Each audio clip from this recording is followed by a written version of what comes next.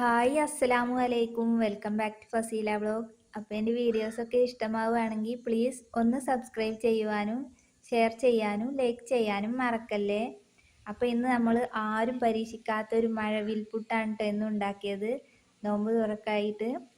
അപ്പോൾ ഇതിൽ കളറുകളോ ഒന്നും ചേർത്തിട്ടില്ല കേട്ടോ. അപ്പോൾ അതിനായിട്ട് ഞാൻ റവ ഇതുപോലെ 1 കപ്പ് റവയാണ് കേട്ടോ എടുത്തിരിക്കുന്നത്.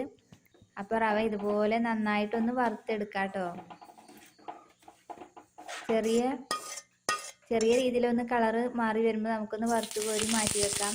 ഈ പാനിൽ കുറച്ച് വെളിച്ചെണ്ണ ഒഴിച്ച് നമുക്ക് ഇതുപോലെ മുരിങ്ങ ഒന്ന് വഴറ്റിയെടുക്കണം. ഇതിൻ്റെ പച്ചച്ചോയ മാറാനാണ് കേട്ടോ. ഇനി റവയിലേക്ക് 3 പാത്രങ്ങളിലായിട്ട് നമുക്ക് റവ മാറ്റിയെടുക്കാം. അതിലേക്കൊക്കെ ഉപ്പിട്ട് കൊടുക്കണം. ആവശ്യത്തിന് ഉപ്പും ഒരു പാത്രത്തിലേക്ക് ഞാൻ കുറച്ച് വെള്ളം ഒഴിച്ച് കുഴച്ച് വെച്ചിട്ടുണ്ട്. ഇനി നമുക്ക് മുരിങ്ങ അരച്ച് ഇതിലേക്ക് ഒഴിച്ച് കൊടുക്കാം. റവ ഇതുപോലെ ഒരുപാട് വെള്ളം ഇല്ലാതെ പുട്ടിൻ്റെ പാകത്തിൽ കുഴച്ചെടുക്കാം.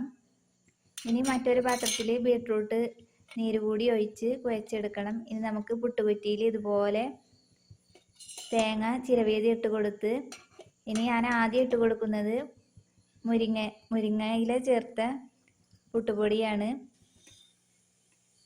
ഇനി നമുക്ക് വെള്ള കളറിലുള്ള പുട്ടുപൊടി ചേർത്ത് കൊടുക്കാം.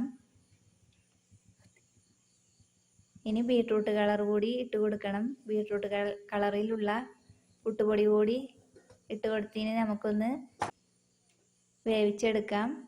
അപ്പോൾ നമ്മുടെ പുട്ട് റെഡി ആയിട്ടോ. എല്ലാവരും ഉണ്ടാക്കി നോക്കണേ. വീഡിയോ ഇഷ്ടമായെന്ന് വിചാരിക്കുന്നു. നല്ല ടേസ്റ്റിയും നല്ല ഹെൽത്തിയുമാണ്.